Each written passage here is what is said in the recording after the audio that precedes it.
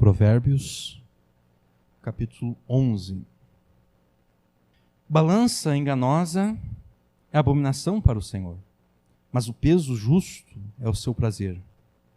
Em vindo a soberba virá também a afronta, mas com os humildes está a sabedoria. A sinceridade dos íntegros os guiará, mas a perversidade dos transgressores os destruirá. De nada aproveitam as riquezas no dia da ira, mas a justiça livra da morte. A justiça do sincero endireitará o seu caminho, mas o perverso, pela sua falsidade, cairá. A justiça dos virtuosos os livrará, mas na sua perversidade serão apanhados os iníquos. Morrendo o homem perverso, perece a sua esperança, e acaba-se a expectação de riquezas. Mas o justo é libertado da angústia, e vem o ímpio para o seu lugar. O hipócrita com a boca destrói o seu próximo, mas os justos se libertam pelo conhecimento. No bem dos justos exulta a cidade, e perecendo os ímpios, há júbilo. Pela bênção dos homens de bem a cidade se exalta, mas pela boca dos perversos é derrubada. O que despreza o seu próximo carece de entendimento, mas o homem entendido se mantém calado. O mexeriqueiro revela o segredo, mas o fiel de espírito mantém um assunto em oculto. Não havendo sábios conselhos, o povo cai, mas a multidão de conselhos, a segurança. De certo sofrerá severamente aquele que fica por fiador do estranho, mas o que evita a fiança estará seguro. A mulher graciosa guarda a honra, como os violentos guardam as riquezas. O homem misericordioso faz o bem à sua alma, mas o cruel prejudica o seu corpo. O ímpio faz obra falsa, mas para o que semeia a justiça haverá galardão fiel. Como a justiça encaminha para a vida, assim o que segue o mal vai para a sua morte. A abominação ao Senhor são os perversos de coração, mas os de caminho sincero são o seu deleite. Ainda que junte as mãos, o mal não ficará impune, mas a semente dos justos será liberada. Como joia de ouro no focinho de uma porca, assim é a mulher formosa que não tem discrição. O desejo dos justos é tão somente para o bem, mas a esperança dos ímpios é criar contrariedades. Ao que distribui mais, mais se lhe acrescenta. Desculpe, eu li errado aqui. Ao que distribui, mais se lhe acrescenta, e ao que retém mais o que é justo, é para a sua perda. A alma generosa prosperará, e aquele que atende também será atendido. Ao que retém o trigo, o povo o amaldiçoa, mas bênção haverá sobre a cabeça do que o vende. O que cedo busca o bem, busca favor, mas o que procura o mal, esse lhe sobrevirá. Aquele que confia nas suas riquezas cairá, mas os justos reverdecerão como a folhagem. O que perturba a sua casa herdará vento, e o tolo será servo do sábio de coração.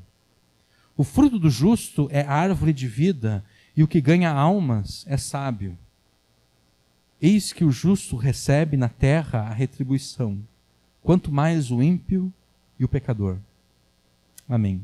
Até aqui. Todos nós queremos agradar as pessoas que nos são importantes. Todos nós queremos ser agradáveis às pessoas de quem nós gostamos. Talvez nós não façamos muita questão de agradarmos as pessoas que nós não valorizamos. Né? Existem pessoas que nós não damos valor, existem pessoas que nós não valorizamos elas. E a essas pessoas nós não nos importamos tanto em agradá-las. Nós queremos mesmo é nos fazer agradáveis às pessoas que nos são importantes, às pessoas de quem nós gostamos. Nós fazemos de tudo para agradar as pessoas a quem amamos. Mas, como filhos de Deus que nós professamos ser, a quem devemos amar acima de qualquer outra pessoa? Os lixeiros fazem uma bagunça, né?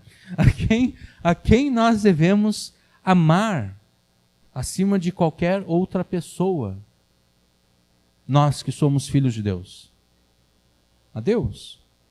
Isso significa que se amamos a Deus acima de qualquer outra pessoa, nós vamos nos esforçar para agradar a Deus acima de qualquer outra pessoa. É algo simples de entender, né? A pessoa a quem nós mais nos esforçamos para agradar é essa pessoa que tem o nosso amor maior. E se nós amamos a Deus acima de qualquer outra pessoa, é a Deus que nós devemos agradar acima de qualquer outra pessoa. Mas como poderíamos agradar ao Deus que tem tudo? Porque nós procuramos agradar as pessoas que nós amamos com presentes, com dádivas. Como nós poderíamos agradar ao Deus que tem tudo? Não com presentes, não com sacrifícios, não com meras declarações de amor, mas com o quê? Com uma obediência sincera, com uma obediência íntegra à sua palavra. Mas não é o caso de que nós obedecemos a Deus e então Ele se agrada de nós. Longe disso. Sendo que a obediência que nós devemos a Deus resulta do nosso amor por Ele. Vou repetir. Sendo que a obediência que nós devemos a Deus resulta do nosso amor por Ele, e sendo que nós o amamos porque Ele nos amou primeiro, Deus se agrada da nossa obediência, não pela obediência em si, mas por Ele ver que o seu amor por nós, quando ainda estávamos mortos nos nossos pecados, frutificou de modo que passamos a amá-lo e obedecê-lo. Eu vou repetir toda essa argumentação aqui. Não é o caso de que nós obedecemos a Deus e então Ele se agrada de nós. Sendo que a obediência que nós devemos a Deus resulta do nosso amor por Ele, e sendo que nós o amamos porque Ele nos amou primeiro, Deus se agrada da nossa obediência não pela obediência em si, mas por Ele ver o seu amor, que o seu amor por nós, quando estávamos mortos nos nossos pecados, frutificou de modo que nós passamos a amá-lo e obedecê-lo. O que agrada a Deus na nossa obediência não é a nossa obediência em si. O que agrada em Deus a nossa obediência é Ele ver o amor que Ele tem por nós refletido na nossa obediência a Ele. Mas como vimos na semana passada, meramente afirmar que o Filho de Deus se esforça para obedecer a palavra de Deus é algo genérico demais. E o capítulo 11 de Provérbios nos ajuda a fugirmos dessa generalização e nos permite sermos bem específicos sobre como podemos refletir o amor de Deus por nós na nossa obediência a Ele. E o capítulo 11 de Provérbios te diz o seguinte: seja humilde, justo e generoso nas suas ações e palavras, e Deus se agradará de você. Provérbios 11 nos ensina que Deus preza a humildade, Deus preza a justiça e Deus preza a generosidade. E se você for humilde, se você for justo, se você for generoso nas suas palavras e nas suas ações, Deus vai se agradar de ti, porque Ele verá em ti o reflexo do amor dEle. Como você vai agradar a Deus? Seja humilde, justo e generoso nas suas ações e palavras, e Deus se agradará de você. O nosso objetivo é descobrir o que agrada a Deus, e de cara o versículo 1 nos diz que o Senhor abomina a balança enganosa, mas Ele tem prazer, ou Ele se agrada do peso justo. Agora, obviamente que não é a balança em si que Deus odeia, ou que Deus ou da balança que Deus se agrada. O objeto da abominação ou do prazer de Deus não é a balança em si, mas sim a pessoa que opera a balança. A linguagem figurada desse provérbio toma um instrumento justo ou injusto, nesse caso uma balança, para se referir à pessoa que opera este instrumento. A balança citada aqui era aquela balança de 2 pratos que alguns de nós chegamos a conhecer. Hoje em dia ninguém usa mais esse tipo de balança. Talvez só em alguma cidade do interior, onde tem lá um armazém bem pequenininho, talvez alguém ainda use essas balanças de pratos. Como é que funcionam essas balanças? Nós temos 2 pratos que estão em equilíbrio. E se eu pego um pedaço de carne no açougue, e o açougueiro quer descobrir o peso, o que ele faz? Ele coloca um pedaço de carne num dos pratos, e daí, obviamente, aquele prato vai baixar, o outro prato vai subir. E daí o que ele faz? Ele pega vários pesos padrões que ele tem ali e ele coloca no segundo prato até ele conseguir equilibrar de novo. E como ele conhece o valor desses pesos que ele colocou aqui, ele consegue determinar exatamente o peso daquela carne. É assim que funciona. Imagina que você foi lá no açougue, pegou um pedaço de carne, colocou na balança, e o açougueiro então coloca um peso de 1 quilo na balança, e ainda não equilibrou, a carne está mais pesada. Aí ele pega um peso de meio quilo, 500 gramas, e coloca, mas a carne ainda está mais pesada. Ele pega um de 300 gramas, e depois um de 50 gramas, e daí sim fica equilibrado. Isso significa que você está comprando 1 quilo e 850 gramas de carne. Mas e se o peso que o açougueiro está usando é um peso viciado?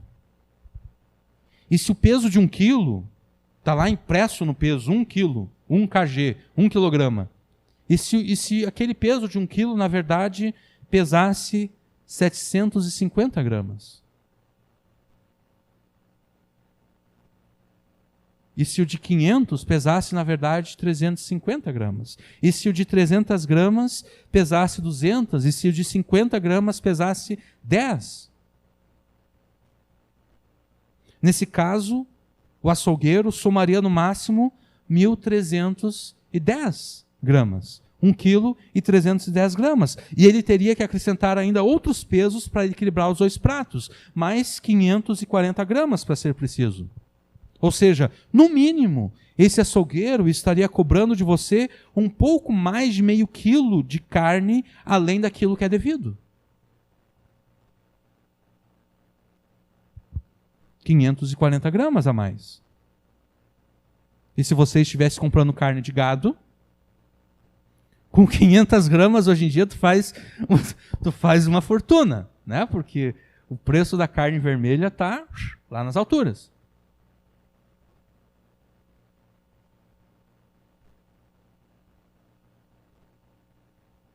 Deus simplesmente abomina as pessoas que fazem isso.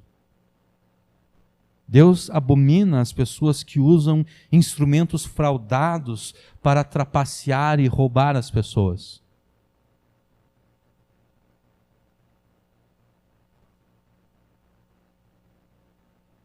Mas Deus se agrada muito daqueles que fazem o que é correto e negociam de forma honesta, sem trapaça nem roubo, que cobram de forma justa o preço que foi acertado pela mercadoria ou pelo serviço.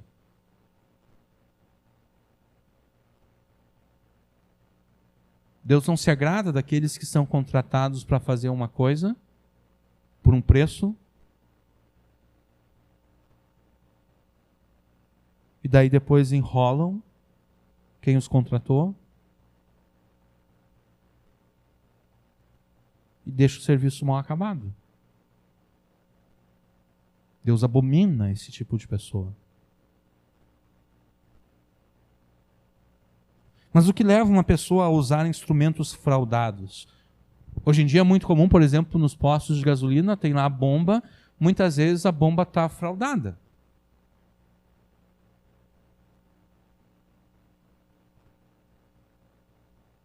A cada litro de combustível que passa, na verdade, a bomba só coloca para dentro do tanque de combustível 900 mililitros.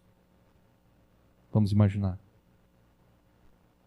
100 mililitros volta lá para onde é armazenado o combustível. Para todos os efeitos, você vai pagar 1 litro e, na verdade, está levando apenas 900 mililitros. O que leva uma pessoa a usar instrumentos fraudados, ou até mesmo usar as suas próprias palavras e ações para trapacear, enganar e roubar outras pessoas? O verso 2 nos dá a resposta: a soberba. Em vindo a soberba virá também a afronta, mas com os humildes está a sabedoria. Soberba no original hebraico tem o sentido de um orgulho irracional. A pessoa é orgulhosa, mas ela não é apenas orgulhosa. Ela é orgulhosa, ela chega a ser irracionalmente orgulhosa. É um orgulho irracional e um elevadíssimo amor próprio que não suporta ser corrigido e despreza as demais pessoas como se elas fossem inferiores.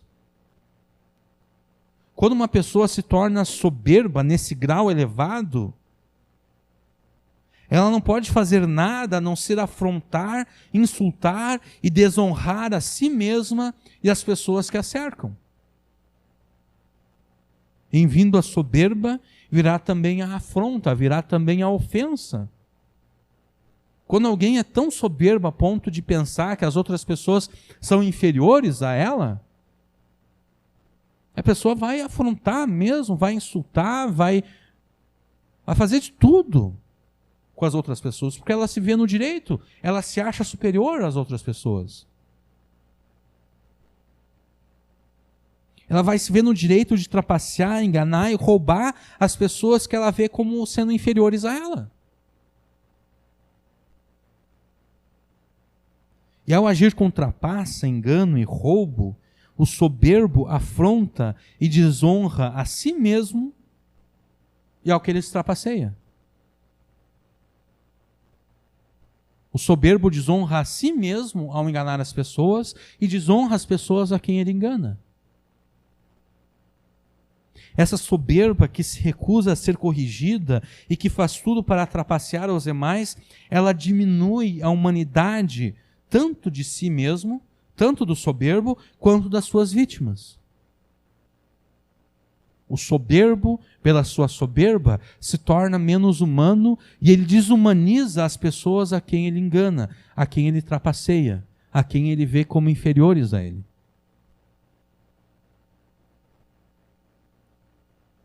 Cada um de nós somos tentados grandemente pela soberba. Todos nós somos tentados pela soberba. Todos nós somos tentados a pensar que somos melhores do que os outros. Ainda que nós não tenhamos nenhuma razão factível para pensar que somos melhores do que os outros, ainda assim nós pensamos que somos melhores do que os outros.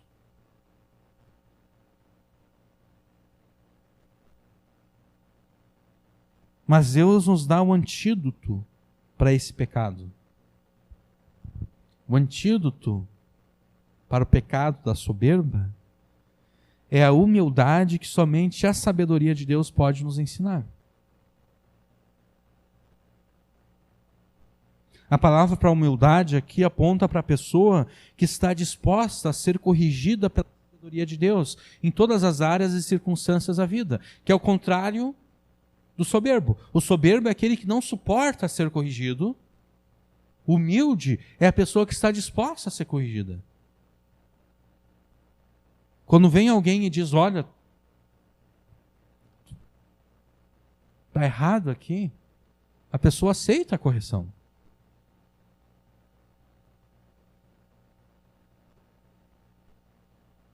E como Deus se agrada tanto da humildade quanto da integridade, Deus faz com que a própria humildade e integridade dos seus filhos os guie na vontade revelada dele. Versículo 3. A sinceridade dos íntegros os guiará, mas a perversidade dos transgressores os destruirá. quando nós falamos aqui de ser guiado na vontade revelada de Deus, nós estamos nos referindo a tudo aquilo que a palavra de Deus nos ensina. Nós não estamos nos referindo aqui a ouvir a voz de Deus audível na mente ou com os nossos ouvidos. Nós estamos falando de sermos guiados pela palavra escrita de Deus, como foi pregado no domingo. Não é possível ser guiado e ensinado pela palavra de Deus enquanto mantivermos os nossos corações aquela soberba arrogante que não suporta ser corrigida.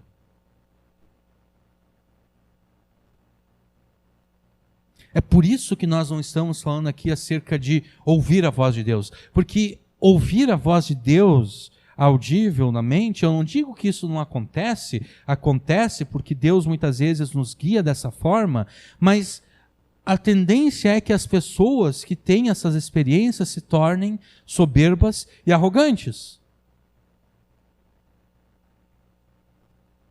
Porque elas pensam de si mesmas, eu devo ser mais santo do que as outras pessoas, porque Deus fala comigo de forma direta. Deus não fala com as outras pessoas, de certo é porque elas são pecadoras, de certo é porque elas não são filhos de Deus assim tão favoritos dele. Eu devo ser um filho muito querido de Deus, por isso que Deus me trata dessa forma. E daí quando a gente começa a raciocinar dessa forma, daqui a pouco nem é a voz de Deus que a gente está ouvindo.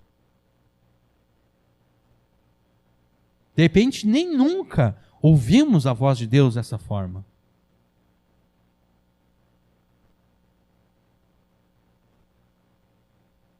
De repente, é apenas a nossa imaginação.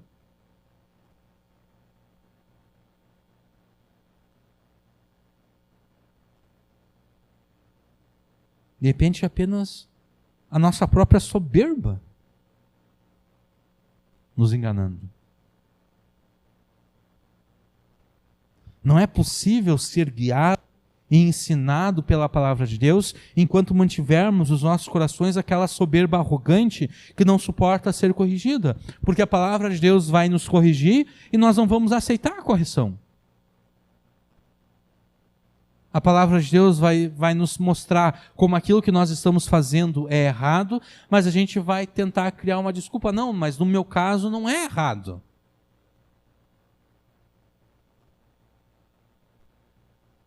No meu caso, Deus permite que eu faça isso. Deus permite que eu faça aquilo. Para mim, Deus, eu sou um filho tão especial de Deus que para mim Ele abriu uma exceção.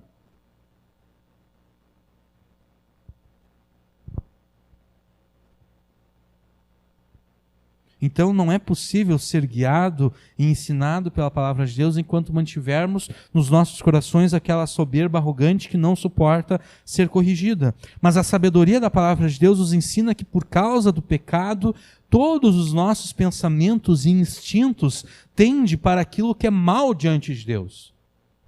É isso que a palavra de Deus nos ensina. Todos os nossos pensamentos, todos os nossos instintos tendem sempre para fazer aquilo que é mal diante de Deus.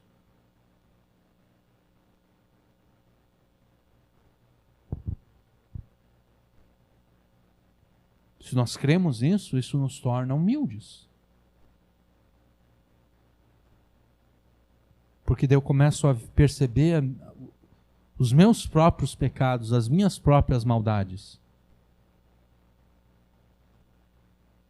E eu começo a perceber que eu não sou melhor do que as outras pessoas.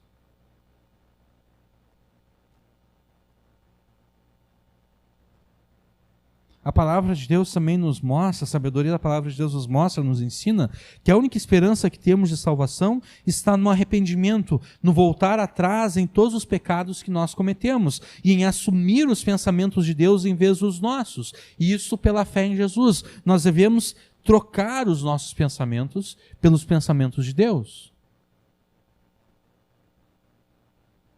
E à medida em que nós substituímos os nossos pensamentos e conceitos pelos conceitos e pensamentos de Deus, os nossos corações se tornam cada vez mais íntegros e sinceros diante de Deus e diante das pessoas. E à medida em que nós colocamos em prática a sinceridade e integridade ensinada pela palavra de Deus, à medida em que nós colocamos em prática essa integridade e sinceridade, nós somos guiados cada vez mais na direção da vontade revelada de Deus.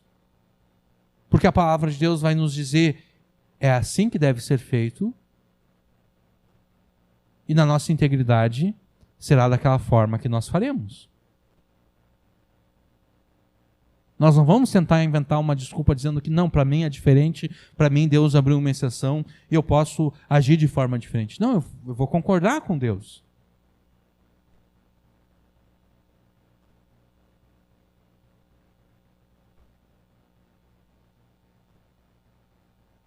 À medida em que nós colocamos em prática a sinceridade e a integridade ensinada pela palavra de Deus, nós seremos guiados na direção da vontade revelada de Deus. Mas todos aqueles que se recusam a serem corrigidos pela sabedoria da palavra de Deus, essa sua recusa será a sua própria destruição. A própria recusa é a destruição. Porque o salário do pecado é a morte. Morte espiritual, que aconteceu lá com Adão e Eva, morte física e morte eterna. Por isso mesmo, mais do que conquistarmos riquezas terrenas por meio da fraude, do engano e da trapaça e do roubo, nós devemos nos esforçar para demonstrarmos uma justiça prática superior àquela justiça dos escribas e fariseus hipócritas. Versículo 4. De nada aproveitam as riquezas no dia da ira, mas a justiça livra da morte. Em vez de conquistarmos riquezas por meio da fraude, do engano, do roubo, nós devemos nos esforçar para demonstrarmos uma justiça prática que seja superior à justiça dos escribas e fariseus, conforme Jesus fala lá em Mateus capítulo 5. Se a vossa justiça não exceder a justiça dos escribas e fariseus, jamais entrareis no reino dos céus, Jesus afirmou. A justiça dos escribas e fariseus era uma justiça hipócrita. Era apenas fingimento. Era apenas aparência.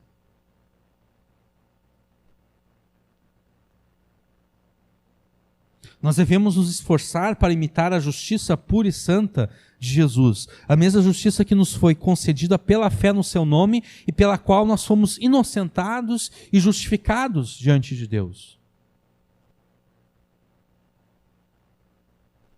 E por que isso? Porque por mais que nós acumulemos riquezas terrenas, essas riquezas não têm o poder de nos livrar da ira de Deus. Nós podemos tentar subornar os juízes humanos.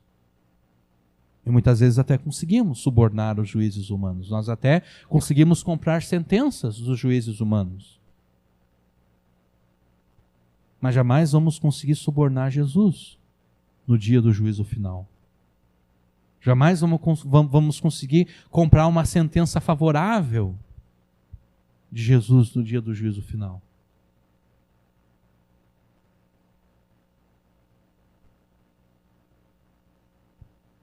Nós não estamos fazendo aqui uma apologia da pobreza, como se os filhos de Deus não possam ser abençoados por Deus com posses através de um trabalho esforçado e honesto.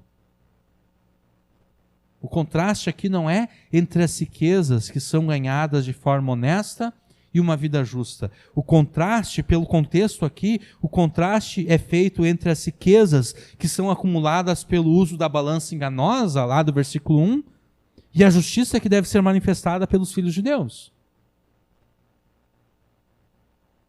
Enquanto as riquezas não podem nos livrar da ira, a nossa justiça própria tampouco pode nos livrar da ira e da morte. Porque nós não somos libertos da ira de Deus por causa das nossas obras de justiça, porque não há um único justo diante de Deus, nem mesmo um. A única justiça que pode nos livrar da ira de Deus e da morte eterna é a justiça de Deus concedida a todos aqueles que pela fé no Salvador são justificados por Deus. Quando Jesus viveu neste mundo, Jesus viveu uma vida justa neste mundo. Jesus fez aquilo que Adão não fez.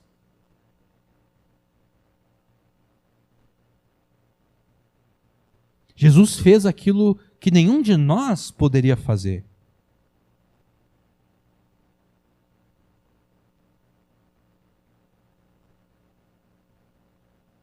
Porque quais são os dois maiores mandamentos? Amar a Deus acima de todas as coisas e amar ao próximo como a si mesmo. E nenhum de nós, nem por um minuto, mesmo depois de termos sido salvos, nem por um minuto nós conseguimos amar a Deus acima de todas as coisas.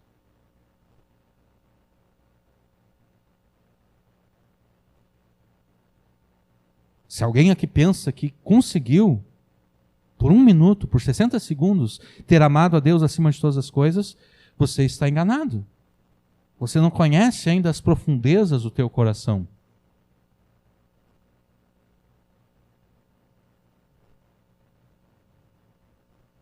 O único que amou a Deus acima de todas as coisas foi Jesus. O único que amou o próximo como a si mesmo foi Jesus. Por isso que se nós dependêssemos da nossa capacidade de amar a Deus acima de todas as coisas, se nós dependêssemos da nossa capacidade de amar ao próximo como a nós mesmos, nós jamais seríamos salvos, nós jamais seríamos justificados por Deus, porque Deus diria: vocês nunca por um minuto sequer conseguiram me amar acima de todas as coisas.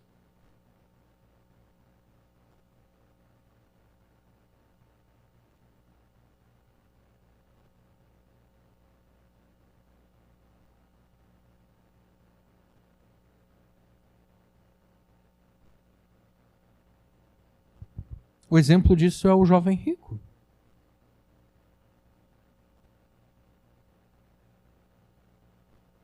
O jovem rico chega diante de Jesus e pergunta: bom mestre, o que eu devo fazer para herdar a vida eterna? Aí Jesus diz: olha, só existe um único ser que é bom. É Deus. Tu não pode me chamar de bom mestre se tu não crê que eu sou Deus. Aí Jesus pergunta: conhece os mandamentos? O jovem rico diz: conheço. Eu cumpro eles. Eu cumpro todos os mandamentos, eu tenho guardado todos os mandamentos desde a minha mocidade. Daí o que Jesus faz? Jesus mostra para aquele jovem que ele nunca chegou a cumprir nenhum dos mandamentos por um minuto sequer. Jesus diz: tá bom, tu cumpre os mandamentos, né? Tá bom, então vende tudo aquilo que tu tem, vende todas as tuas posses, dá aos pobres, aí vem e me segue. E o que aquele jovem demonstrou? Que ele nunca amou a Deus acima de tudo, porque ele amava o seu dinheiro mais do que a Deus. Ele chama Jesus de Deus, ele diz que Jesus é bom. Jesus diz: olha, tu não deve me chamar de bom se tu não crer que eu sou Deus. E ele jura de pé junto diante de Jesus que sempre amou a Deus acima de todas as coisas. Aí Jesus: é mesmo? Então vende tudo aquilo que tu tem e vem e me segue, já que tu diz que eu sou Deus. Mas ele não fez isso. Ele não vende nada do que ele tem, porque ele amava mais as suas riquezas do que a Deus.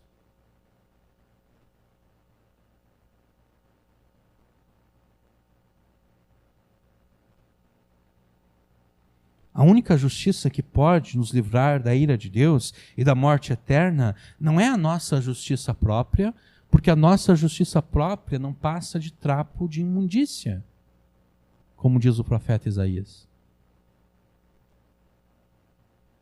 O melhor daquilo que nós podemos fazer é cocô, diz Paulo lá em Filipenses.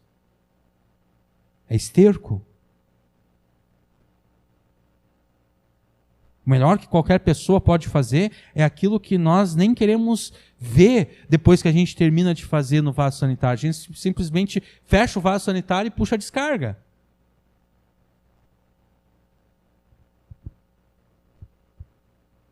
Isso é o melhor que a gente consegue oferecer a Deus.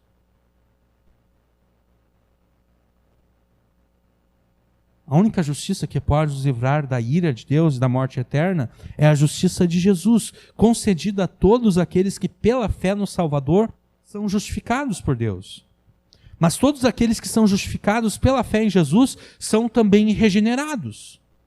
Recebem um novo nascimento e são libertos do pecado para que possam viver para Deus. Isso quer dizer que a prova de que fomos justificados por Deus e diante dele é uma vida que procura imitar aquela justiça que nós recebemos pela fé em Jesus. Se eu digo que eu fui justificado por Deus e diante de Deus, mas não me importo em tentar imitar a Jesus na minha vida,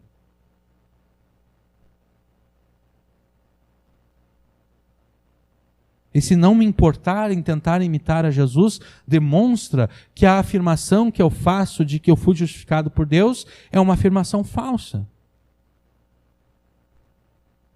Se a fé que eu digo ter em Jesus, pela qual eu afirmo que recebi a justiça de Jesus e fui justificado por Deus, se essa fé não me leva a obedecer a Deus, se essa fé não me leva a imitar a Jesus, imitar a justiça de Jesus, ainda que de forma imperfeita, mas imitar a justiça de Jesus, essa fé que eu digo ter em Deus, que eu digo ter em Jesus, é uma fé falsa, é uma fé morta.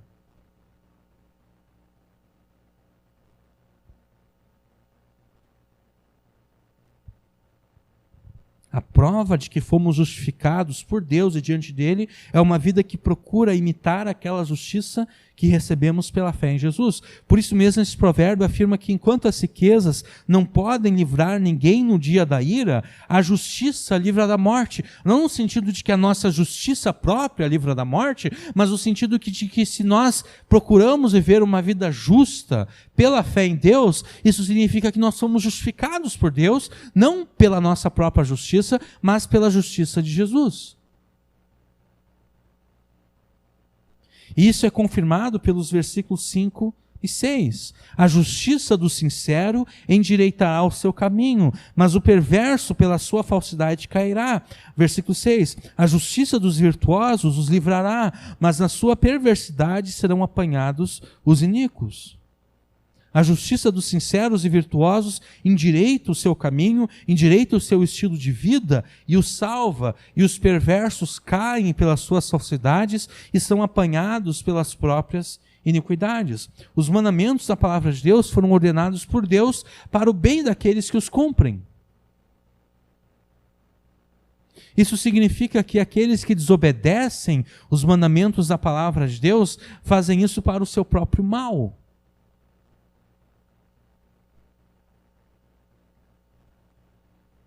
É como aquela criança pequena que pegou algum objeto perigoso, pegou uma faca e de repente sai correndo pela casa com a faca. E todos nós sabemos que isso é perigoso. Né? Porque é muito fácil a criança tropeçar, cair e acabar enfiando a faca em si mesma. A coisa mais fácil que tem é acontecer isso. E daí o pai e a mãe vê aquela criança pequena com a faca na mão e o pai e a mãe diz: não corre.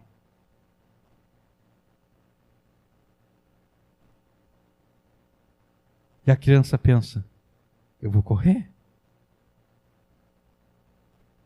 Se ela desobedecer o seu pai, a sua mãe, quando o pai diz: não corre com essa faca na mão, não corre com essa tesoura na mão, aquela criança vai desobedecer para o seu próprio mal.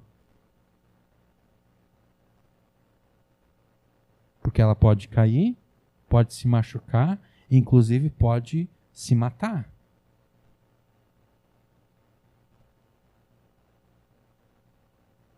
É isso que acontece quando nós desobedecemos os mandamentos de Deus. Os mandamentos da palavra de Deus foram ordenados por Deus para o bem daqueles que os cumprem. Deus está vendo a gente com a faca na mão e Deus diz, não corre. Aqueles que obedecem a Deus fazem isso para o seu bem. Vão estar preservando a si mesmos. Mas aqueles que desobedecem a Deus fazem isso para o seu próprio mal. As suas falsidades os levam a cair e as suas próprias iniquidades são armadilhas que armaram para si mesmos.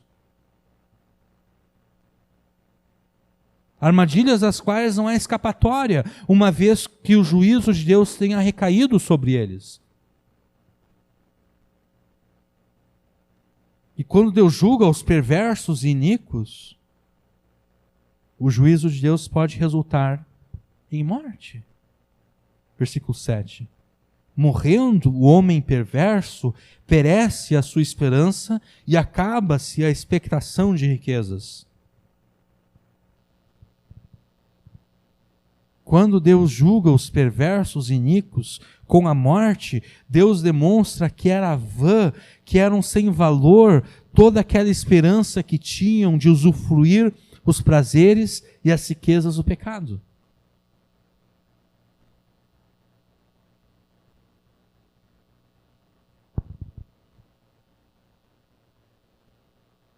Mas às vezes Deus julga os perversos, às vezes Deus julga os iníquos, não com a morte, às vezes apenas com algum sofrimento.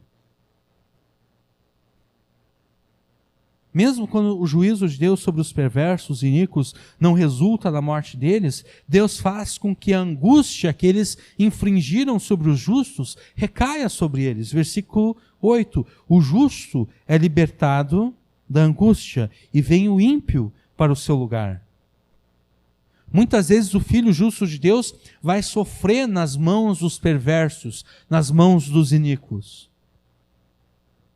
Mas no tempo certo, Deus fará justiça aos seus filhos, livrando-os da angústia e fazendo com que os perversos e iníquos sofram o mesmo que infligiram sobre os filhos de Deus. Deus se agrada da humildade e da justiça demonstrada pelos seus filhos. Deus se agrada da humildade que aceita ser corrigida, e Deus se agrada da justiça que imita a justiça de Jesus. Deus se agrada da humildade e da justiça demonstrada pelos seus filhos. E o sinal da aprovação de Deus se mostra na forma como Deus usa a justiça e a humildade na vida dos seus filhos. Deus usa a justiça e a humildade para guiá-los na sua vontade revelada e assim endireitar o estilo de vida deles. Deus usa a justiça e a humildade na vida dos seus filhos para livrá-los das consequências eternas do pecado e da morte debaixo da sua ira justa e santa. E Deus usa a justiça e a humildade na vida dos seus filhos para libertá-los da angústia que os perversos e iníquos infringiram sobre eles.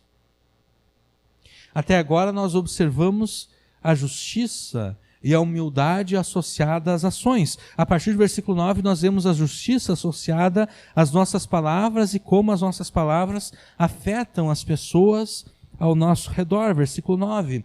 O hipócrita com a boca destrói o seu próximo, mas os justos se libertam pelo conhecimento. Aquele que é hipócrita, aquele que fala palavras falsas, ele destrói o próximo e ele destrói a si mesmo. Mas o justo, com as suas palavras, que sempre refletem o conhecimento de Deus, o justo liberta a si mesmo e também liberta ao próximo. O sentido aqui não é que as pessoas têm o poder de libertar a si mesmas. O sentido é que quando confessamos o conhecimento de Deus com as nossas mentes, quando confessamos o conhecimento de Deus com as nossas palavras, o conhecimento de Deus nos liberta e liberta a todos aqueles que ouvem as palavras de Deus que nós proferimos. Ou seja, enquanto a falsidade na boca do hipócrita é uma arma que destrói e mata, o conhecimento de Deus na mente e na boca do justo é a salvação sua e de todos aqueles que o ouvem. Por isso mesmo que quando sucede o bem aos justos, os habitantes da cidade se alegram. Versículo 10 e versículo 11. No bem dos justos exulta a cidade, e perecendo os ímpios, há júbilo. Pela bênção dos homens de bem a cidade se exalta, mas pela boca dos perversos é derrubada. Como o conhecimento de Deus na boca do justo é a salvação sua e a salvação de todos aqueles que o ouvem, quando sucede bem aos justos, os habitantes da cidade se alegram, porque a bênção de Deus sobre os justos abençoa também a cidade, abençoa também aqueles que são influenciados pelo justo.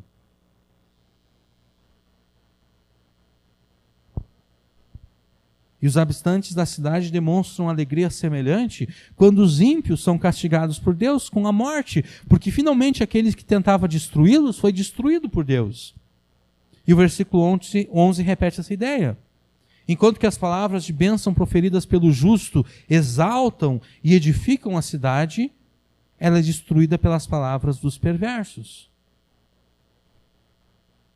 As palavras do justo, as palavras de bênção proferidas pelo justo exaltam e edificam a cidade. Mas a cidade é destruída pela palavra dos perversos. A verdade desse provérbio aqui não tem nada a ver com o misticismo de liberar palavras de bênção. Não tem nada a ver com isso, não tem nada a ver com profetizar a bênção, não tem nada a ver com decretar a bênção, não tem nada a ver com fazer atos proféticos e todas essas bobagens sem noção.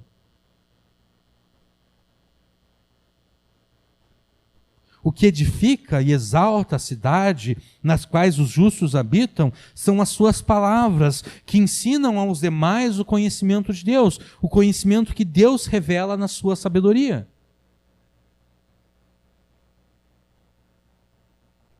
E é por isso que o Brasil está na situação em que ele está.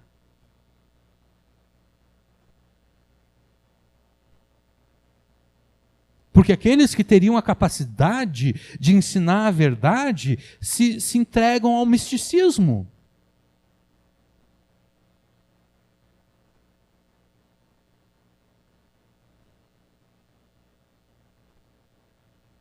Como que se tocar o chofar pudesse abençoar o Brasil. Como que se o som do chofar pudesse derrubar as hostes satânicas nos ares do Brasil.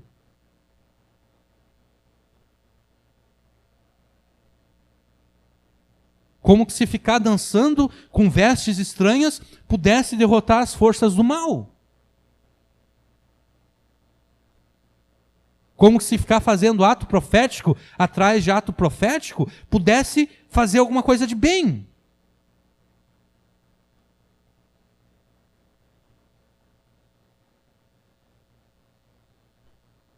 Como que se ficar liberando palavra de bênção e profetizando bênção pudesse de fato abençoar.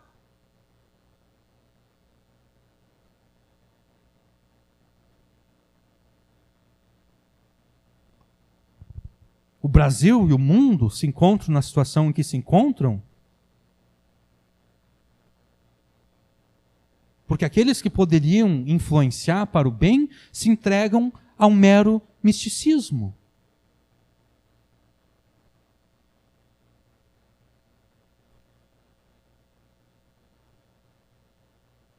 O que edifica e exalta a cidade nas quais os justos habitam são as suas palavras que ensinam aos demais o conhecimento de Deus. O conhecimento de Deus revelado, que revela a sua sabedoria. O que temos aqui é o processo de discipulado, no qual os filhos de Deus, os filhos justos de Deus, ensinam os habitantes da sua cidade a vontade e a sabedoria de Deus reveladas na sua palavra. O que nós temos aqui é a grande comissão de Jesus lá em Mateus 28.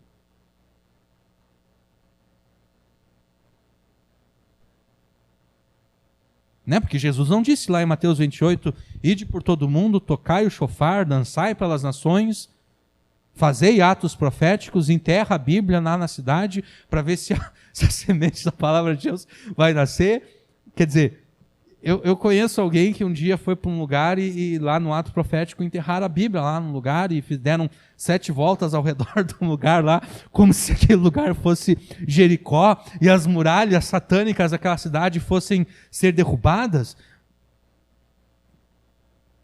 Em vez de enterrar a Bíblia, dá a Bíblia para alguém, dá a Bíblia para um mendigo que sabe ler. É mais proveitoso do que enterrar a Bíblia. Né? A palavra de Deus, ela não é uma semente, né? Só as sementes que brotam do chão. Se a gente pegar uma Bíblia e enterrá-la na terra, ela vai apodrecer. E ela não vai dar fruto. Agora, em vez de enterrar essa Bíblia, entrega essa Bíblia para alguém, de repente ela vai frutificar.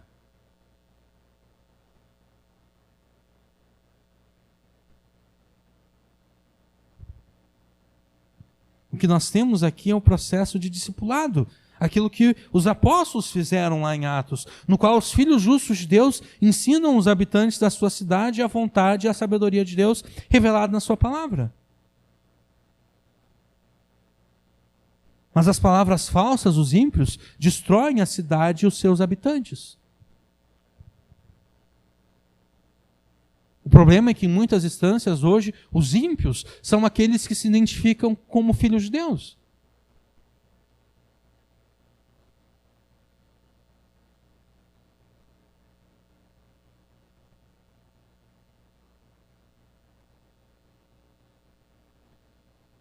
Versículo 12. O que despreza o seu próximo carece de entendimento, mas o homem entendido se mantém calado. Os ímpios, por exemplo, por desprezarem tanto o conhecimento de Deus quanto o seu próximo, os ímpios fazem questão de falar palavras que ferem, falar palavras que machucam, palavras que prejudicam as pessoas.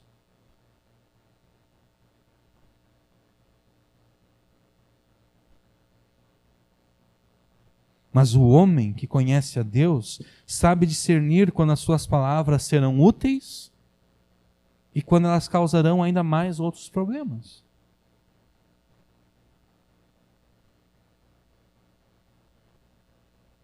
O filho de Deus, o homem que conhece a Deus, ele sabe discernir quando as palavras dele vão ser úteis. Deixa eu só...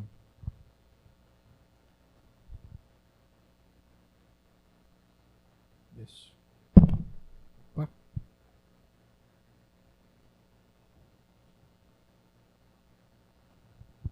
O homem que conhece a Deus sabe quando as suas palavras serão úteis. E sabe quando ele deve ficar calado.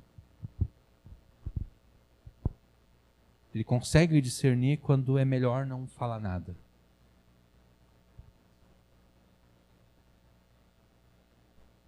Por isso mesmo, o homem que conhece a Deus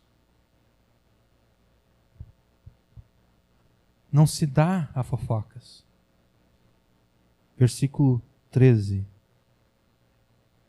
O mexeriqueiro revela o segredo, mas o fiel de espírito mantém um assunto em oculto. Enquanto o fofoqueiro faz questão de constranger as pessoas revelando os seus segredos, aquele que é fiel a Deus procura não se meter em fofocas e nem revelar os segredos alheios.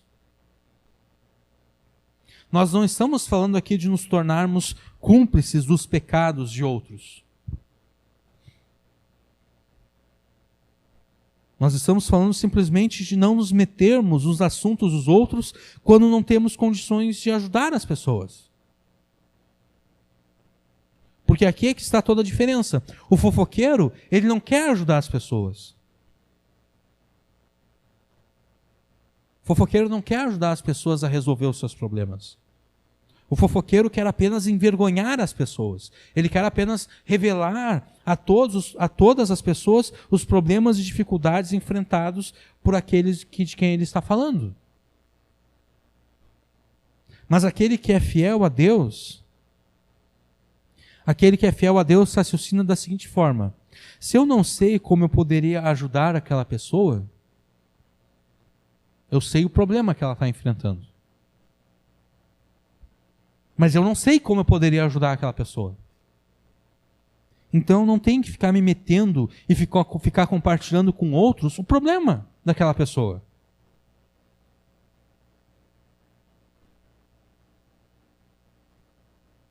Eu não tenho que ficar me metendo no problema das pessoas se eu não sei como posso ajudar as pessoas a resolver os seus problemas. O máximo que eu posso fazer é orar para que Deus ajude aquela pessoa naquela circunstância.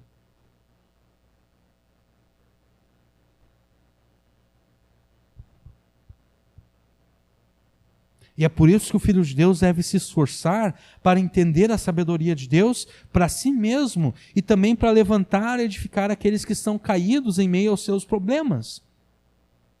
Versículo 14. Não havendo sábios conselhos, o povo cai, mas a multidão de conselhos, a segurança. Todos nós enfrentamos problemas e desafios, muitos dos quais às vezes parecem sem solução. E tudo o que precisamos para enfrentar esses problemas é a segurança que só a sabedoria de Deus pode nos dar.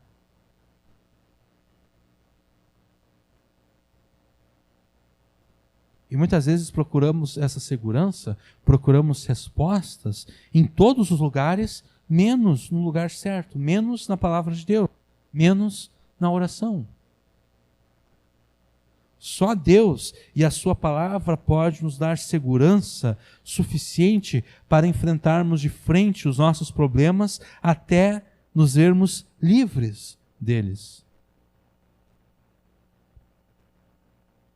E é por isso que nós precisamos nos esforçar para entendermos a sabedoria de Deus.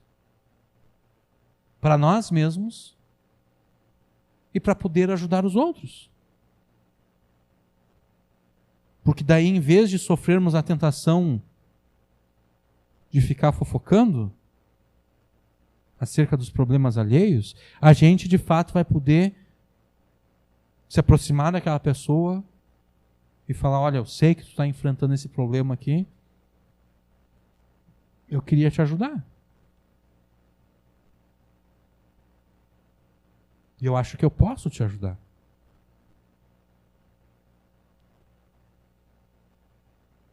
Não havendo sábios conselhos, o povo cai, mas a multidão de conselhos existe segurança. E daí no versículo 15 nós temos um exemplo de um conselho que dá segurança. De certo sofrerá severamente aquele que fica por fiador do estranho, mas o que evita a fiança estará seguro. Um exemplo de conselho cheio da sabedoria de Deus, que faríamos muito bem em ouvir, se quisermos ter segurança e evitarmos problemas, é aquele que nos adverte a não nos tornarmos fiadores de ninguém. Nós já tratamos esse assunto importante na exposição que fizemos os versículos 1 até o 11 de Provérbios 6, então nós não vamos fazer isso agora. Se você tem curiosidade para saber o que a palavra de Deus diz acerca disso e por que o autor de Provérbios ensina ao seu filho que ele não deve se tornar fiador de outros, procure no YouTube a pregação que foi feita em Provérbios 6, versículos 1 até o 11. Deus se agrada quando os seus filhos demonstram com as suas palavras a justiça que aprendem da sua palavra. Deus se agrada quando nós repetimos com os nossos lábios aquilo que está na sua palavra. E não apenas repetimos da boca para fora, mas de fato repetimos porque cremos. E o sinal da aprovação de Deus se mostra na forma como Deus usa a justiça dos seus filhos por meio das suas palavras para abençoar a eles mesmos, os filhos de Deus, e a todos aqueles que os ouvem. Por meio das suas palavras justas, que confessam a palavra, a sabedoria de Deus, o Filho de Deus liberta a si mesmo, edifica o próximo e abençoa a comunidade, abençoa a sua cidade, abençoa o seu país. Além disso, por ser humilde e justo, o Filho de Deus sabe quando se manter calado para não fazer mal às outras pessoas com as suas palavras. E à medida em que adquire mais e mais sabedoria da palavra de Deus, o Filho de Deus provê segurança aos que ouvem os seus conselhos fundamentados na sabedoria de Deus. O versículo 16, ele volta das palavras para as ações novamente. Ele diz o seguinte: a mulher graciosa guarda a honra como os violentos guardam as riquezas. Enquanto a mulher de respeito conquista para si honra pelo seu comportamento honrado, os homens violentos conquistam apenas riquezas pela sua violência. E existem muitas coisas que homens e mulheres podem fazer para conquistar riquezas, mas muitas dessas coisas são degradantes, muitas dessas coisas são desonrosas. Deus preza infinitamente mais a honra conquistada por aqueles que o obedecem do que as riquezas conquistadas por aqueles que degradam e desonram a si mesmos e aos outros. Versículo 17. O homem misericordioso faz o bem à sua alma, mas o cruel prejudica o seu corpo. A pessoa que aprende a ser misericordiosa por ter experimentado em si mesma a misericórdia de Deus, essa pessoa ela faz bem a si mesma. Mas o homem que é cruel com os outros faz o mal. Não apenas aos outros, mas faz o mal a si mesmo. O bem e o mal que a pessoa faz a si mesma tem duplo sentido. O primeiro sentido é que, como os mandamentos de Deus foram ordenados para o nosso bem, porque o mesmo Deus que nos deu esses mandamentos também nos criou, quando nós desobedecemos aos seus mandamentos, por exemplo, quando nós deixamos de ser misericordiosos, ao deixarmos de fazer o bem aos outros, deixamos de experimentar o bem em nós mesmos. Ou seja, quando nós fazemos o mal ao próximo, nós fazemos o mal a nós mesmos. Porque em vez de experimentarmos o bem que decorre da obediência, nós sofremos o mal que vem da desobediência. E o segundo sentido é escatológico, envolve o juízo de Deus sobre todos aqueles que deixam de cumprir os seus mandamentos, como por exemplo o mandamento de ser misericordioso. Num certo sentido, experimentar o mal em nós mesmos, quando desobedecemos os mandamentos de Deus, quando fazemos o mal aos outros, já é um juízo de Deus embutido no modo como Ele nos criou para funcionarmos neste mundo. Mas esse juízo criacional de Deus é apenas parcial e passageiro, ao passo que o juízo escatológico de Deus é completo e é final, do qual não existe escapatória. E assim como existe um juízo parcial e passageiro para aqueles que desobedecem a Deus, há um galardão fiel já agora, neste mundo, para aqueles que com as suas obras semeiam a justiça. Versículo 18. O ímpio faz obra falsa, mas para o que semeia a justiça haverá galardão fiel. E assim como aqueles que seguem o mal encontrarão a morte eterna, aquele que segue e pratica a justiça serão encaminhados para a vida eterna. Versículo 19. Como a justiça encaminha para a vida, assim o que segue o mal vai para a sua morte. E no versículo 20, novamente, nós temos a declaração de que Deus abomina alguns e tem prazer em outros. A abominação ao Senhor são os perversos de coração, mas os de caminho sincero são o seu deleite. Deus abomina aqueles que têm o seu coração e ações dominados pela perversidade. Mas o prazer de Deus está nos seus filhos, naqueles cujo estilo de vida é marcado pela sinceridade, que tem aqui o sentido de integridade. Deus se agrada dos íntegros e justos exatamente porque vê na integridade e justiça dos seus filhos o reflexo da sua própria integridade e justiça. Nós devemos nos lembrar aqui que a nossa pressuposição é um ensino claro da palavra de Deus, de que as nossas boas obras de integridade e justiça são consequências e fruto da graça de Deus que opera com poder em nós. O nosso amor por Deus, que nos leva a refletir em nós mesmos a integridade e justiça demonstradas por Jesus, é mera resposta ao amor de Deus, porque nós o amamos apenas porque Ele nos amou primeiro. Por isso é que Deus tem prazer nos seus filhos. Por isso que Deus tem prazer nos íntegros. Por isso que Deus tem prazer nos justos, naqueles que manifestam integridade e justiça. Porque Deus vê nos seus filhos o reflexo de si mesmo. Da mesma forma como um pai fica orgulhoso de ver no seu filho um reflexo de si mesmo, do seu bom caráter, caso de fato esse pai seja um homem que tem um caráter bom, assim como a mãe fica feliz e orgulhosa de ver na sua filha o reflexo de si mesma, o reflexo do seu bom caráter, assim Deus fica feliz e Deus se agrada de ver nos seus filhos o reflexo de si mesmo.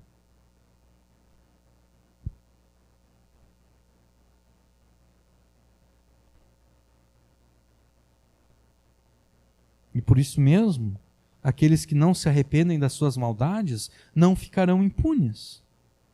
Versículo 21. Ainda que junte as mãos, ainda que ofereça as mãos a Deus como promessa, o mal não ficará impune, mas a semente do justo será liberada. Aqueles que não se arrependem das suas maldades não ficarão impunes, ainda que façam votos a Deus, ainda que façam promessas a Deus. Juntar as mãos aqui para nós teria um sentido de oração, né? Mas no linguajar do idioma hebraico, o juntar as mãos tem a ver com fazer promessa, fazer um juramento, fazer um voto. Ainda que o incrédulo faça votos a Deus, faça promessas a Deus, se ele não se arrepender das suas maldades, ele não vai ficar impune. Porque Deus não é alguém que pode ser manipulado.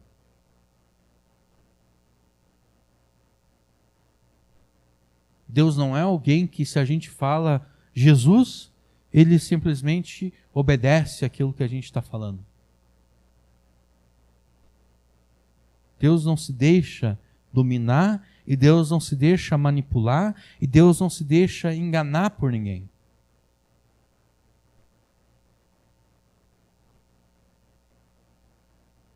Aqueles que não se arrependem das suas maldades não ficarão impunes, mas aqueles que forem justos serão libertos do juízo. A semente dos justos aqui não tem um sentido necessário de filho do justo, porque o filho do justo necessariamente não é justo. Né? Quantos filhos verdadeiros de Deus tiveram filhos que não se tornaram filhos de Deus? Né? Quantos filhos verdadeiros de Deus tiveram filhos que nunca creram no Evangelho, que nunca creram em Jesus, ou que se um dia creram em Jesus, depois apostataram da fé? O sentido de semente aqui não é de filho da carne, mas é o sentido de estirpe. Aqueles que são justos, aqueles que são da estirpe dos justos, serão liberados.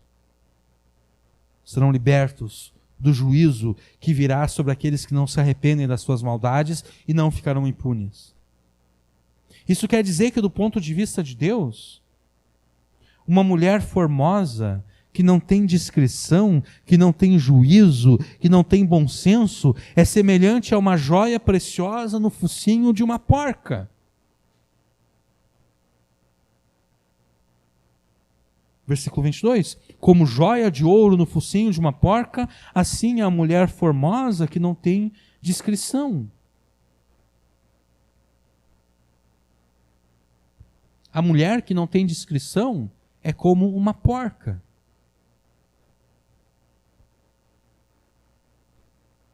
Que ama ficar na lama, que ama a sujeira, que ama comer coisas nojentas. A mulher que não tem discrição, a mulher que não tem juízo, a mulher que não tem bom senso, é como uma porca. E a sua beleza não passa de uma joia bonita pendurada no focinho de uma porca.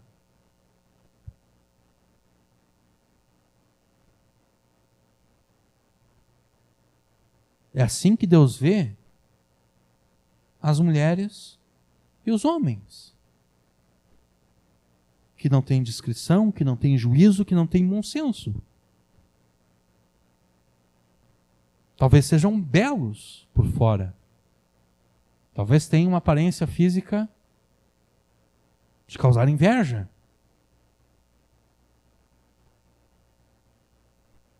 Mas se não tem discrição, se não tem juízo, se não tem bom senso, que só a palavra de Deus pode ensinar, são como porquinhas. E toda a sua beleza não passa de uma joia pendurada no pescoço de uma porca nojenta.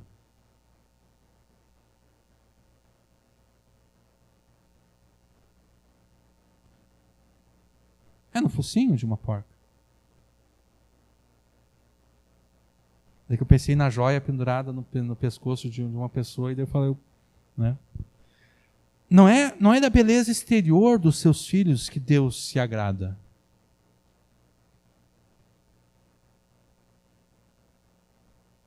Mas na beleza de um caráter que é conforme a sua sabedoria e justiça. Deus se agrada e recompensa os seus filhos que procuram imitar as suas vidas a justiça de Jesus. E o sinal da aprovação de Deus se mostra na forma como Deus usa o caráter sábio e justo dos seus filhos para o bem deles neste mundo e na eternidade. A honra, a bondade e a justiça postas em prática preserva os filhos de Deus das consequências temporais e eternas do pecado. E tendo sido preservados das consequências temporais e eternas do pecado, o desejo dos justos é somente para o bem. Versículo 23. O desejo dos justos é tão somente para o bem, mas a esperança dos ímpios é criar contrariedades. Enquanto que o desejo dos justos é sempre fazer o bem, a única esperança dos ímpios é a contrariedade, é a ira. E como se mostram os bons desejos dos filhos de Deus? Versículo 24. Ao que distribui, mais se lhe acrescenta. E ao que retém mais do que é justo, é para a sua perda. Os bons desejos dos filhos de Deus se mostram na sua generosidade em repartir os seus bens e bênçãos com aqueles que nada têm. Ao que distribui, é ao que distribui, mais se lhe acrescenta. Mas ao que retém, além daquilo que é justo, é para a sua perda.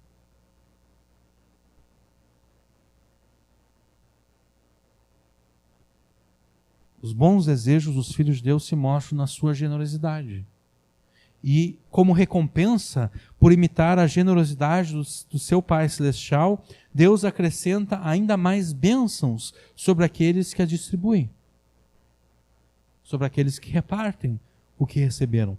Mas aqueles que retêm de forma injusta, sem generosidade, o muito ou o pouco que possuem, este egoísmo e avareza serão perda e prejuízo para o avarento e para o egoísta. O avarento ou egoísta pensa que está tendo lucro ao não repartir o muito ou o pouco que tem. Deus diz que, na verdade, essa recusa em repartir vai ser perda, vai ser prejuízo.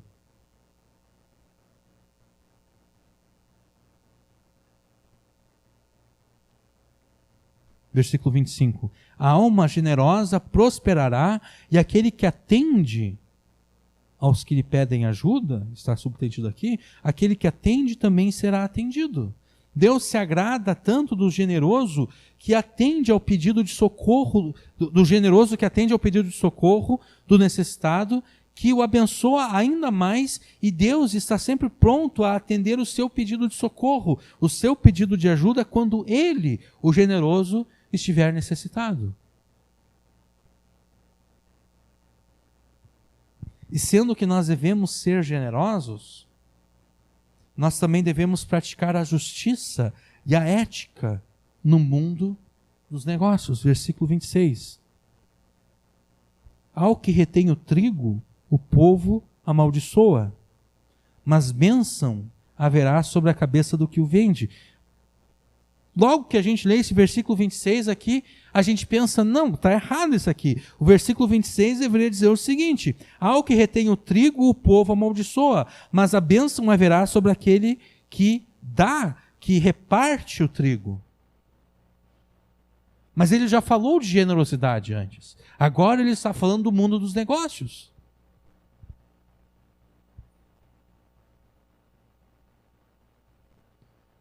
Se eu vendo trigo e o preço do trigo é tal, e eu acho que esse preço é muito baixo, mas o que eu posso fazer? É o mercado que determina o preço, né? É a lei da oferta e da procura que vai determinar o preço do trigo. O que eu posso fazer para aumentar o preço do trigo? Se eu sou um grande produtor de trigo, eu posso retirar o trigo do mercado. Eu posso reter o trigo. Eu posso fazer com que o trigo se torne um produto escasso no mercado.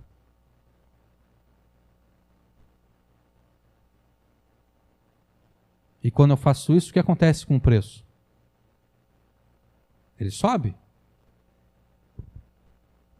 Né? Quando está faltando alguma coisa, o preço daquele item sobe exatamente por causa da falta de oferta daquele produto e da grande procura. As pessoas precisam de trigo, né?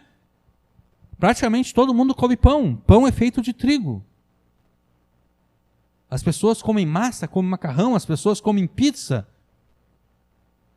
É necessário trigo.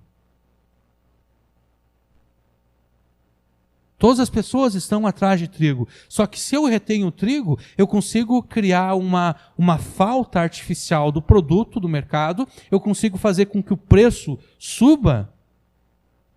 E daí eu vou liberando aos poucos o trigo que eu tenho, vendendo com aquele preço bem alto. É por isso que esse versículo diz o seguinte: ao que retém o trigo, o povo vai amaldiçoar.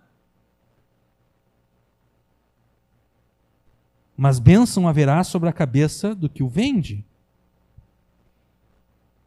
Terá sobre si a maldição do povo, terá sobre si a maldição de Deus, aquele que cria uma demanda artificial para um determinado produto, para obter lucro de forma indevida pelo aumento fraudulento do preço praticado pelo mercado. Mas aquele que negocia com justiça e ética o seu produto, essa pessoa será abençoada por Deus e será abençoada pelo povo.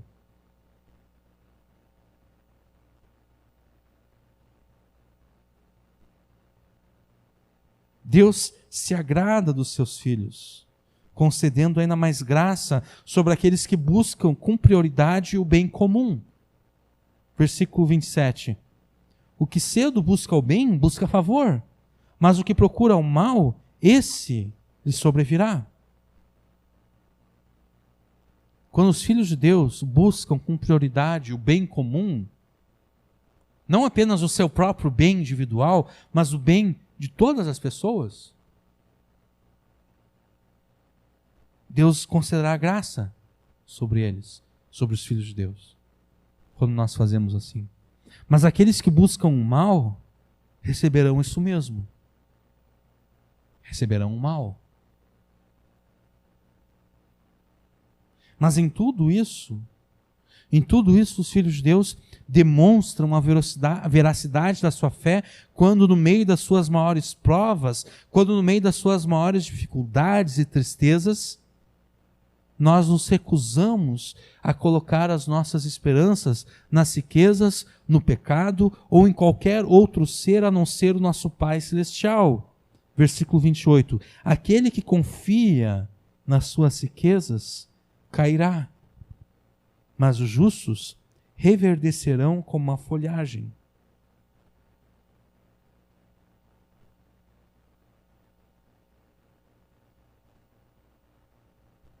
Quando em meio às dificuldades, quando em meio às provas, quando em meio às tristezas, quando em meio a situações ruins da vida, muitas vezes nós somos tentados a colocar a nossa esperança, a nossa confiança, ou nas riquezas, ou no pecado, muitas vezes, ou em qualquer outro ser.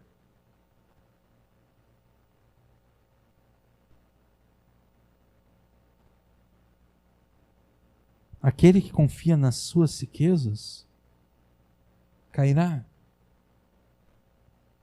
Os filhos de Deus demonstram a veracidade da sua fé quando, no meio dos maiores problemas,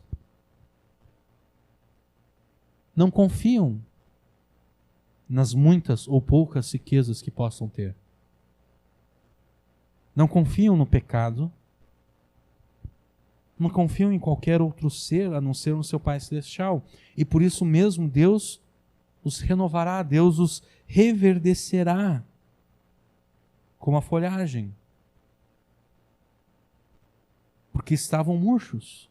A dificuldade os fez murchar, o sofrimento os fez secar. Mas ainda assim, continuaram confiando em Deus. Não nas suas riquezas, não no pecado, não em qualquer outro ser, mas em Deus.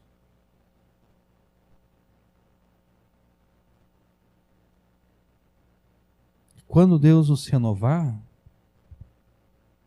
nós não cairemos como aqueles que confiam nas riquezas. Nós não cairemos como aqueles que confiam no pecado ou em qualquer outra coisa. E no seu amor pelos seus filhos, Deus fará com que até mesmo os atos dos pecadores e tolos cooperem para o nosso bem. Versículo 29. O que perturba a sua casa herdará o vento, e o tolo será servo do sábio de coração. Muitas vezes os sofrimentos dos filhos de Deus são causados pelos pecadores, são causados pelos tolos. E Deus vai fazer com que até mesmo isso coopere para o nosso bem. Porque o tolo será servo do sábio de coração. Não necessariamente que o tolo vai ficar debaixo do domínio daquele que é filho de Deus, mas de que o tolo, fazendo as suas tolices, sem querer, vai ajudar o Filho de Deus. O pecador, cometendo os seus pecados, sem querer, vai ajudar o Filho de Deus.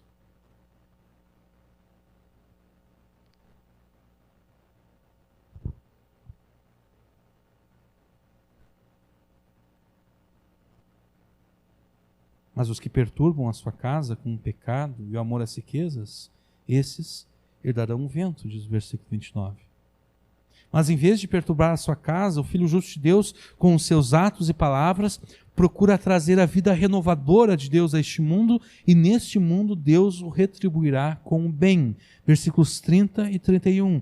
O fruto do justo é árvore de vida, e o que ganha almas, aquele que conquista almas para a sabedoria de Deus, aquele que conquista almas para Deus, aquele que conquista almas com o conhecimento de Deus, aquele que conquista almas para o Senhor Jesus, esse é sábio. Eis que o justo recebe na terra a retribuição, quanto mais o ímpio e o pecador receberão a sua retribuição ainda nessa terra. Em vez de perturbar a sua casa, O Filho justo de Deus, com os seus atos e palavras, procura trazer a vida renovadora de Deus a este mundo. Procura trazer a vida renovadora de Deus para as almas que estão perdidas. E neste mundo, Deus retribui a eles com o bem. Mas os ímpios e pecadores que procuram desviar as pessoas para o mal, para a rebeldia contra Deus, receberão também neste mundo, mas não o bem de Deus, receberão neste mundo e no mundo por vir a justiça e a ira de Deus.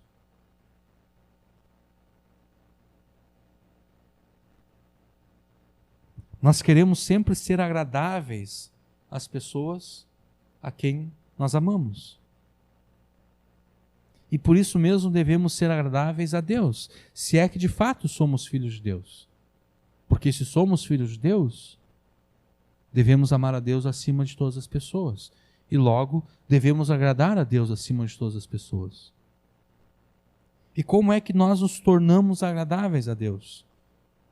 Não com presentes, não com sacrifícios, não com meras palavras vazias, sem sentido, mas refletindo em nossas palavras e ações a justiça, a humildade e a generosidade que tanto agradam a Deus. Porque essas três qualidades, a justiça, a humildade e a generosidade, elas agradam a Deus porque esses atributos pertencem ao caráter perfeito de Deus. Deus é justo e Deus é a definição da própria justiça. Deus é humilde e Deus é a definição da própria humildade. Deus é generoso e Ele é a definição da própria generosidade.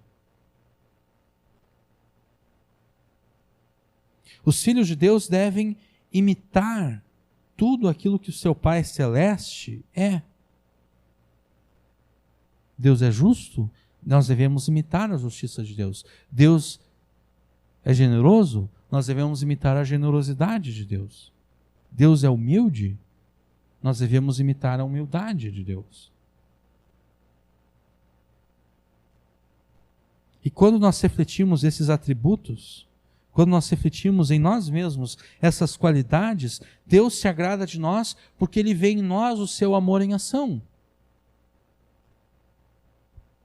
Ele vê em nós a ação do amor dele que nos libertou do pecado, que nos justificou e que nos regenerou para que nós o obedecêssemos.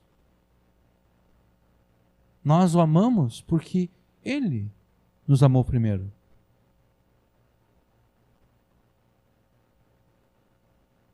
Nós o agradamos porque ele se agradou de nos salvar. Se você é um filho de Deus, demonstre isso tornando-se agradável a Deus. E você se tornará agradável a Deus por meio da justiça, por meio da humildade e por meio da generosidade.